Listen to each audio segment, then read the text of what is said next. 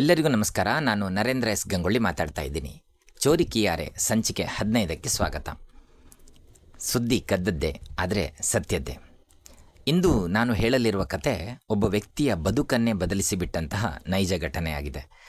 ಈ ಕಥೆಯಲ್ಲಿ ಒಬ್ಬ ವ್ಯಕ್ತಿ ಹಣವನ್ನು ಸಾಲ ಪಡೆದಿಲ್ಲ, ಬ್ಯಾಂಕಿನಿಂದ 1 ರೂಪಾಯಿಯನ್ನು ಕೂಡ ತೆಗೆದುಕೊಂಡಿಲ್ಲ. ಆದರೆ ಕೊನೆಗೆ ಸಾಲದ ಹೊರೆ ಅವನ ಮೇಲೆಯೇ ಬಿತ್ತು. ಹೇಗೆ? ಬನ್ನಿ ನೋಡೋಣ. ಉತ್ತರ ಪ್ರದೇಶದ ನಿವಾಸಿಯಾಗಿದ್ದ ಗಂಗಾ ಕಿಶುನ್ ಎಂಬ ವ್ಯಕ್ತಿ ತನ್ನ ಪರಿಚಯದ ಗಂಗಾ ಪ್ರಸಾದ್ ಎಂಬಾತನಿಗೆ ಜಾಮೀನುದಾರನಾಗಿದ್ದ. ಗಂಗಾ ಪ್ರಸಾದ್ ಏನಿದ್ದಾನೆ, ನಿಮಗೆ ಕನ್ಫ್ಯೂಷನ್ ಆಗೋದು ಬೇಡ, ಪ್ರಸಾದ್ ಮತ್ತು ಕಿಶುನ್ ಅಂತಲೇ ಅಂದ್ಕೊಳ್ಳೋಣ. ಈ ಪ್ರಸಾದ್ ಬ್ಯಾಂಕಿನಿಂದ ಸಾಲ ಪಡೆದಿದ್ದ. ಸಾಲ ಪಡೆಯುವಾಗ ಬ್ಯಾಂಕ್ ಹೆಚ್ಚುವರಿ ಭದ್ರತೆಯನ್ನು ಕೇಳುತ್ತೆ. ಆಗ ಕಿಶುನ್ ಸ್ನೇಹಿತನ ಮೇಲಿನ ನಂಬಿಕೆಯಿಂದ ಜಾಮೀನನ್ನು ನೀಡಿದ್ದ. ಬಹುಶಃ ಅವನ ಮನಸ್ಸಿನಲ್ಲಿ ಒಂದು ಯೋಚನೆ ಇತ್ತು, ಸಾಲ ಅವನು ತೆಗೆದುಕೊಳ್ತಾ ಇದ್ದಾನೆ, ನಾನು ಕೇವಲ ಸಹಿ ಹಾಕಿದ್ದೇನೆ ಅಂತ. ಆದರೆ ವಿಧಿಯಾಟ ಬೇರೆಯೇ ಆಗಿತ್ತು. ಸ್ವಲ್ಪ ಸಮಯದ ನಂತರ ಸಾಲಗಾರ ಗಂಗಾ ಪ್ರಸಾದ್ ಏನಿದ್ದಾನೆ ಮೃತಪಡ್ತಾನೆ. ಸಾಲ ಬಾಕಿ ಉಳಿತದೆ. ಬ್ಯಾಂಕಿನ ಹಣ ವಾಪಸ್ ಬರಲಿಲ್ಲ. ಆದ ಕಾರಣ ಸರ್ಕಾರ ಮತ್ತು ಬ್ಯಾಂಕ್ ಅಧಿಕಾರಿಗಳು ನೇರವಾಗಿ ಯಾರ ಕಡೆಗೆ ತಿರುಗ್ತಾರೆ ಗೊತ್ತಾ? ಆ್ಯಸ್ ಯೂಶ್ವಲ್ ಕಿಶನ್ ಕಡೆ.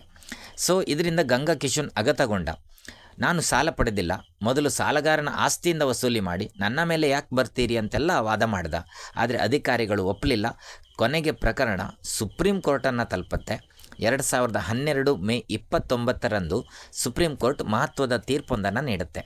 ನ್ಯಾಯಮೂರ್ತಿಗಳಾದ BS ಚೌಹಾಣ್ ಮತ್ತು ದೀಪಕ್ ಮಿಶ್ರಾ ಅವರು ಇದ್ದ ಪೀಠ ಮಹತ್ವದ ಕಾನೂನು ತತ್ವವನ್ನು ಪುನರುಚ್ಚರಿಸುತ್ತೆ.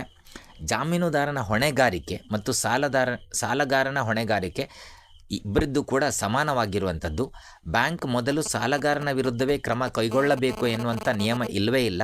ಬ್ಯಾಂಕ್ ಬಯಸಿದರೆ ನೇರವಾಗಿ ಜಾಮೀನುದಾರನಿಂದಲೂ ವಸೂಲಿ ಮಾಡಬಹುದು ಎನ್ನುವಂಥದ್ದು. ಮತ್ತೆ ಹೇಳ್ತಾ ಇದ್ದೀನಿ, ಬ್ಯಾಂಕ್ ಮೊದಲು ಸಾಲಗಾರನ ವಿರುದ್ಧವೇ ಕ್ರಮ ಕೈಗೊಳ್ಳಬೇಕು ಎಂಬ ನಿಯಮವಿಲ್ಲ. ಬ್ಯಾಂಕ್ ಬಯಸಿದರೆ ನೇರವಾಗಿ ಜಾಮೀನುದಾರನಿಂದಲೂ ವಸೂಲಿ ಮಾಡಬಹುದು ಅಂತ.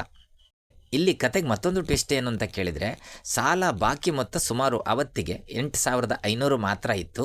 ಆದರೆ ವಸೂಲಿಗಾಗಿ ಅಧಿಕಾರಿಗಳು ಗಂಗಾ ಕಿಶುನ್ ಅವರ ದೊಡ್ಡ ಜಮೀನನ್ನೇ ಹರಾಜಾಕಿಬಿಟ್ಟಿದ್ರಂತೆ. ಇದನ್ನು ಸುಪ್ರೀಂ ಕೋರ್ಟ್ ಟೀಕಿಸುತ್ತೆ. ವಸೂಲಿಗೆ ಬೇಕಾದಷ್ಟು ಆಸ್ತಿಯನ್ನು ಮಾತ್ರ ವಶಪಡಿಸಿಕೊಳ್ಬೇಕು, ಬಿಟ್ಟರೆ ದೊಡ್ಡ ಜಮೀನನ್ನೇ ಹರಾಜು ಹಾಕುವುದು ಸರಿಯಲ್ಲ ಅಂತ ಕೂಡ ಅಭಿಪ್ರಾಯ ಪಡುತ್ತೆ. ಅದೇನೇ ಇರಲಿ, ಈ ಪ್ರಕರಣದಿಂದ ಭಾರತದಲ್ಲಿರುವ ಲಕ್ಷಾಂತರ ಜನರಿಗೆ ಒಂದು ದೊಡ್ಡ ಪಾಠ ಸಿಕ್ಕತ್ತೆ. ಯಾಕೆಂದರೆ ಜಾಮೀನುದಾರನಾಗುವುದು ಕೇವಲ ಸಹಿ ಹಾಕುವುದಕ್ಕಲ್ಲ, ಅದು ಕಾನೂನಿನ ದೃಷ್ಟಿಯಲ್ಲಿ ಸಾಲದ ಹೊಣೆಗಾರಿಕೆಯನ್ನು ಹಂಚಿಕೊಳ್ಳೋದಾಗಿದೆ. ಸ್ನೇಹಿತರೆ, ಯಾರೇ ಆಗಲಿ, ಸ್ನೇಹಿತ, ಸಂಬಂಧಿ, ನೆರೆಹೊರೆಯವರು ಅಥವಾ ವ್ಯವಹಾರ ಪಾಲುದಾರರು ಯಾರಿಗಾದರೂ ಜಾಮೀನು ನೀಡುವ ಮೊದಲು 100 ಬಾರಿ ಯೋಚಿಸಿ. ಯಾಕೆಂದರೆ ಸಾಲ ತೆಗೆದುಕೊಂಡವನು ಕಾಣೆ ಆಗ್ಬೋದು, ಸಾಯ್ಬೋದು, ದಿವಾಳಿ ಆಗ್ಬೋದು. ಆದರೆ ಬ್ಯಾಂಕ್ ನಿಮ್ಮನ್ನು ಮರೆಯೋದಿಲ್ಲ. ಆ ಜಾಗೃತಿಯಲ್ಲಿ ನೀವಿರಬೇಕಾಗತ್ತೆ. ಸ್ನೇಹಿತರೆ, ಇದು ಬರೀ ಕೇವಲ 8,500 ರೂಪಾಯಿಗೆ ಸಂಬಂಧಪಟ್ಟಿದ್ದು ಅಥವಾ ಯಾರೋ ಒಬ್ಬರು ಜಮೀನು ಕಳ್ಕೊಂಡ್ರು ಮತ್ತು ವಾಪಸ್ ಸಿಕ್ತು ಅನ್ನುವಂತಹ ತೀರಾ ಉಪೇಕ್ಷೆ ಮಾಡುವಂಥ ವಿಚಾರ ಅಲ್ವೇ ಅಲ್ಲ. ನಿಮಗೆ ಗೊತ್ತಿರಲಿ ಅನ್ನೋ ಕಾರಣಕ್ಕೆ ಮತ್ತೊಮ್ಮೆ ನೆನಪಿಸ್ತಾ ಇದ್ದೀನಿ. ಜಾಮೀನನ್ನು ನೀಡಿದ ಕಾರಣಕ್ಕಾಗಿಯೇ ಸಾಲಗಳನ್ನು ತಮ್ಮ ಮೈಮೇಲಕ್ಕೆ ಎಳೆದುಕೊಂಡು ಯಾರೋ ಮಾಡಿದ ಲಕ್ಷಗಟ್ಟಲೆ ಕೋಟಿಗಟ್ಟಲೆ ಸಾಲವನ್ನು ತಾವು ತೀರಿಸಬೇಕಾಗಿ ಬಂದು ತಾವು ದಿವಾಳಿಯಾದವರಿದ್ದಾರೆ. ತಮ್ಮ ಆಸ್ತಿಪಾಸ್ತಿಗಳನ್ನು ಕಳ್ಕೊಂಡವರಿದ್ದಾರೆ. ಎಲ್ಲಕ್ಕಿಂತ ಹೆಚ್ಚಾಗಿ ಖಿನ್ನತೆಗೆ ಒಳಗಾಗಿ ಆತ್ಮಹತ್ಯೆಗೆ ಗೈದವರು ಕೂಡ ನಮ್ಮ ನಡುವೆಯೇ ಇದ್ದಾರೆ. ತೀರಾ ಹತ್ತಿರದಿಂದ ಅಂತಹ ಜನರನ್ನು ನಾನು ಕಂಡುಕೊಂಡಿದ್ದೇನೆ ಕೂಡ. ಹಾಗಾಗಿ ಮತ್ತೊಮ್ಮೆ ಜಾಮೀನು ನೀಡುವ ಮುನ್ನ 100 ಸಲ ಯೋಚನೆ ಮಾಡಿ. ಕಾನೂನಿನ ದೃಷ್ಟಿಯಲ್ಲಿ ಸಾಲ ಪಡೆದವನು ಮತ್ತು ಜಾಮೀನುದಾರ ಇಬ್ಬರೂ ಕೂಡ ಆ ಸಾಲಕ್ಕೆ ಸಮಾನವಾಗಿ ಹೊಣೆಗಾರರಾಗಿರುತ್ತಾರೆ.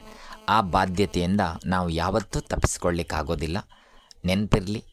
ಧನ್ಯವಾದಗಳು. ನಾಳೆ ಸಿಗೋಣ. Thank you.